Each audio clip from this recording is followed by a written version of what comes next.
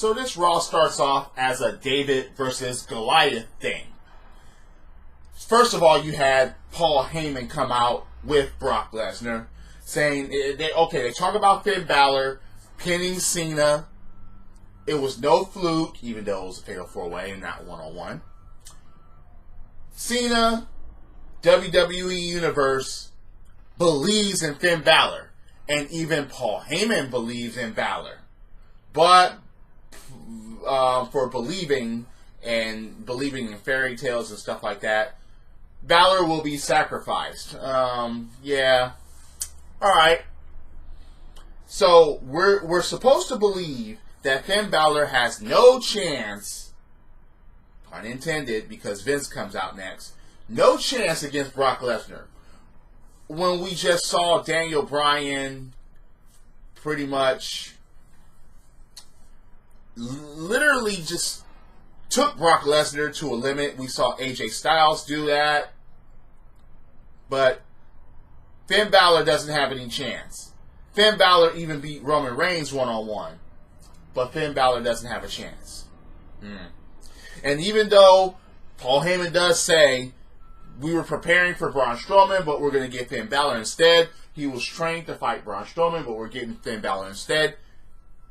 He still said that Finn Balor doesn't have a chance against Brock Lesnar, because that's what he's supposed to say, for, being his advocate and all. Vince comes out, and he's like, and again, the whole David and Goliath thing. No one here should believe in Finn Balor because fairy tales don't exist. We shouldn't believe in fairy tales. And he proceeds to go to the David and Goliath story and replaces David with Finn Balor, as far as he was reincarnated when David didn't. And I'm just like, oh, goodness. So cue Braun Strowman, and he said last week was the worst week of his life, being fined and having his title opportunity being taken away from him. And he said that last week was Lesnar's luckiest night. And he said that if you're still champion, yeah, I'm going to be waiting. That's basically what he was saying. Alright. So Finn Balor comes out and he's like, this is the same old Raw. Strowman comes out and do his thing, and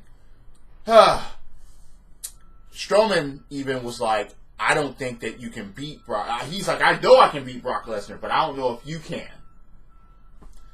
The David and Goliath story, man. This is... The funniest thing about this is we've seen and been through the whole David and Goliath thing over and over and over and over again in wrestling. Just in general. Not just in WWE, but just in general. Okay? You're saying that the little guy doesn't have any skill to beat a big man. It's just... Now I understand that Brock Lesnar is something different, but that's just the way he's fucking booked, alright? But you've had Big Show, Mark Henry, Kane. You've had those guys get beat before, and it's like, even guys like Yokozuna, Earthquake, Andre the Giant, yeah, they'll have some obstacles in order, to beat them, but they were not unstoppable, unbeatable, as far as say that they just never could get beat under any circumstances. So, yeah, it's just... Anyway, this goes into a one-on-one match, Strowman versus Balor, because Vince is like, okay, we got a David and Goliath story right here. Brock is about to leave. He's like, no, hang tight, Brock. Got an idea. So, they have a match. Brock Lesnar is there. I don't understand why the match didn't end earlier when Finn Balor was on the top rope and Braun Strowman grabs him by the throat, launches him off the top rope to the outside of the ring. Brock Lesnar catches him and gives him a freaking belly to belly. And I'm like, and the referee saw it and it's like, okay, ring the bell. But the match just kept going for a while. And it looked like Braun Strowman was about to lose to Finn Balor at certain points. Balor even hit the coup de grace, but Brock Lesnar comes in and attacks, gives it F5s, and he leaves. All right. Again, we're supposed to believe that Finn Balor has no chance here. That's not telling the story properly, WWE, because, again, any fan that's been watching for a long time knows that anyone can just come in and just win a match at any given time. Bobby Lashley, Intercontinental Championship celebration. He has a pedestal in the ring, and Lio Rush cannot put on a championship title around somebody's waist. This thing was off center on Bobby Lashley. It was embarrassing. So he's going to pose with the belt on. But Apollo Crews comes out, lays out a challenge.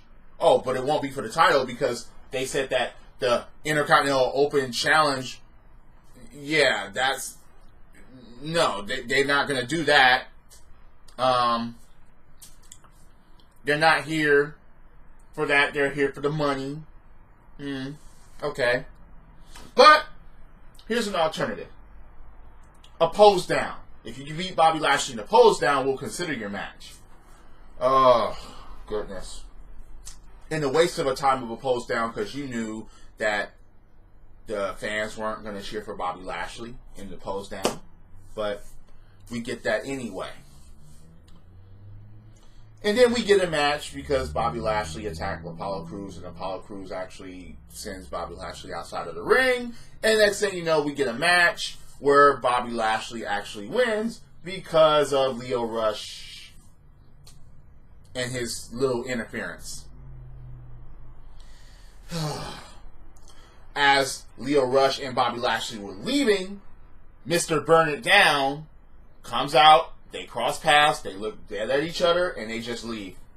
Rollins, yeah, he didn't really have a good 2018 coming to an end. He had 2 titles and a couple of brothers. Now he has no titles and a broken family. He's saying that he will win the Royal Rumble match, though. Drew McIntyre comes out because they have a match scheduled, and he talks Seth Rollins style, as far as saying that that's the reason why he's not going to win. He's like, you take all that heart and you take everything and yeah, you put it in. To me, you have, yeah, you get a winner of a Royal Rumble, I suppose. So, I mean, yeah, it's Royal Rumble season. Yeah, everyone's saying that they're going to win it. And it's a toss-up this year because we have no idea about the championship situation of what they're going to do at WrestleMania. So, yeah. Drew McIntyre says that he hopes that they're the last 2 people in the ring. So, he will look dead into his eyes and throw him in the top rope. And he has to listen to the winner of the 2019 Royal Rumble and the one who will win the Universal Championship at WrestleMania, Drew McIntyre.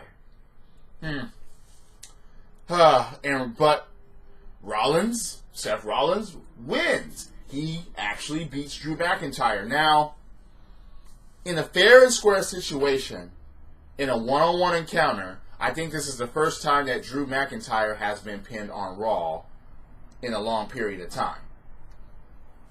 Well, ever since this Scottish Terminator gimmick came out. Yes, Dolph Ziggler has pinned him and so on, but that was with minor interference and things like that. But the Revival want one more chance at the Raw Tag Team titles. They go to Vince McMahon himself and they plead their case as far as wrong man being pinned, foot being on the ropes. They want a special referee. Kurt Hawkins comes.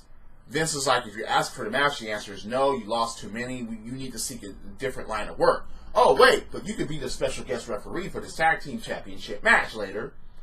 So it will be Kurt Hawkins as a freaking special guest referee.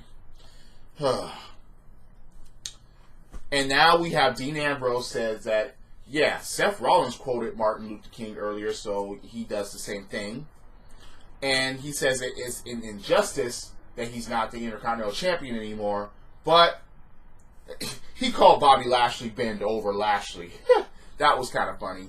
But at the Royal Rumble, he said that he will win it. Justice will be served. He said that he deserves, he will give himself that. He will give himself the Royal Rumble win. It would be kind of interesting if he actually does win the Royal Rumble, but oh well. Lucha House Party versus Jinder Mahal and the Singh Brothers. Lucha House Party beats Jinder Mahal and the Singh Brothers. Nothing more to see there. Elias comes out and he does his usual, but he's about to sing a song and he's interrupted by Baron Corbin. No one wants to hear him sing. He's like, "Look, Corbin, you're not the general manager anymore. You know, you can't tell me what to do. You can't organize that." Cut his mic. Elias sings a song anyway. And then prompts a match where Elias loses to Baron freaking Corbin. Man, this is just... damn. A moment of bliss. Her guest is Nia Jax. And she's going to ask her... oh, she's the odds-on favorite. So she's like, if you win, which champion are you going to choose? Ember Moon comes out and is like, no. He makes a prediction that she's going to win. Alicia Fox comes out and she says that she's going to win the Royal Rumble. She's the captain of Raw. Mickie James comes out. She says she's going to win it. Nikki Cross comes out, doesn't say a word. The Riot Squad comes out and they don't say a word. Alexa Bliss has enough. She's tired of all the arguing and so on. And she says, this is my show and there will not be a brawl. But the brawl does happen. And everyone goes to the back and scrambles and gets separated. Alexa Bliss, she announced that she's going to be in the Rumble. Oh, surprise, surprise. When she was naming off the names of the Rumble, she only named like 21 people. She only named 21 names. 21 women that's going to be in the Women's Royal Rumble so far. So, yeah. But then, Lacy Evans comes out, and she says that, yeah, classy woman's going to win. Alright, that's going to be interesting. Lacy Evans in the Royal Rumble. Heavy Machinery against the Ascension. Wow. What do you guys think happened here? What do you guys think that happened? Oh, the Ascension wins? No. Come on, people. Heavy Machinery wins. Showing off their stuff. The Caterpillar. Yeah. Bobby Roode and Chad Gable defend their tag team championships against the Revival with Kurt Hawkins as special guest referee. And Kurt Hawkins wasn't a bad referee because of what was going on. The Revival did try to cheat a couple of times. But, okay. Hood tried to get held. Hawkins caught it. Feet on the ropes while being pinned. Hawkins caught it. Pulling the tights. Hawkins caught it. So, what do you think happens here? Are Revival new tag team champions? No. Roode and Gable are still champions. After the match, even on the Titantron, they showed the replay of why Hawkins did what he did. And he gets jumped by the Revival. And then Zack Ryder comes out and saves him. Now, remember, they were tag team partners. They were tag team champions at one point. They were edgeheads. Are they going to actually form a team again? Please let them form a team again. They're not doing anything else. They're not... You got one with a fucking losing streak and one just sitting in the back not doing anything. Yeah, team them up again. Please. So, we have an interview with Ronda Rousey. She says that she talks Sasha Banks and she said that Sasha doesn't deserve an apology, and she's giving Sasha the opportunity, and she gave her props, and she just got nothing but insulted. And yeah, she gave Sasha praise. She got nothing but insulted when she introduced Sasha as the next challenger. But Ronda said that she's the HBIC head bitch in charge. Yeah, alright. Okay. She stumbled in her interview a bit, but alright.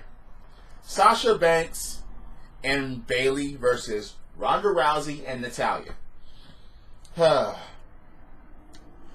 Sasha had the nerve to get on the microphone and says that she's a 4-time women's champion, and yeah, she was in the first Hell in a Cell, women's Hell in a Cell. She's been busting her ass. Who are you to talk about passion? Who are you to talk about determination? Who are you to talk about anything?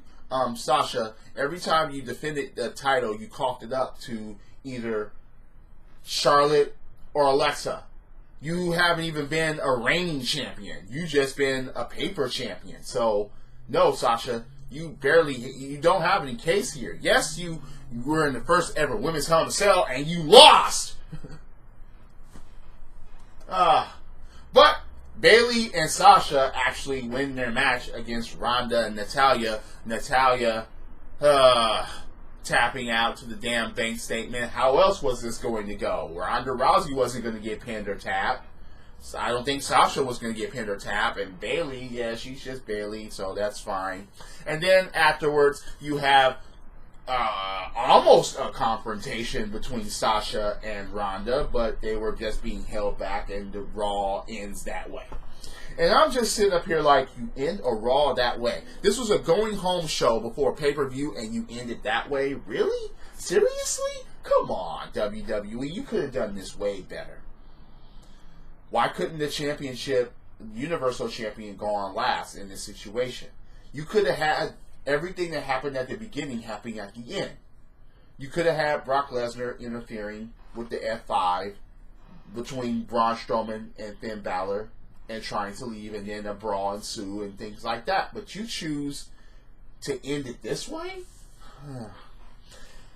Anyway, this going home episode was not impressive to say the least. Revival tries to cheat, and then they get caught. Seth Rollins beats Drew McIntyre but gets worn out and thrown around, and it was a good match though. That was a good match. But yeah, David and Goliath story. David and Goliath story. David and Goliath story. Again and again and again. I don't believe, but I believe. Yeah, they believe. Oh, goodness, people. I'm going to win the Royal Rumble. I'm going to win the Royal Rumble. I'm going to win the Royal Rumble. That's all that most of this show pertained to, because, of course, the Royal Rumble is coming up soon. But that happens every year. Anyway, do you think my assessment of the show is on point, or do you think I'm full of shit? Please leave a comment below. If you're on YouTube, hit that like button, hit subscribe, ring that bell for notifications. If you're on Spreaker.com or on Apple's iTunes, once again, thank you for joining along. Are you looking forward to Royal Rumble 2019? Drop kicks, body slams, throwing motherfuckers over the top rope, both feet hitting the floor. Yes, I'm a wrestling fan. This is the theme, and the theme is go. Credits.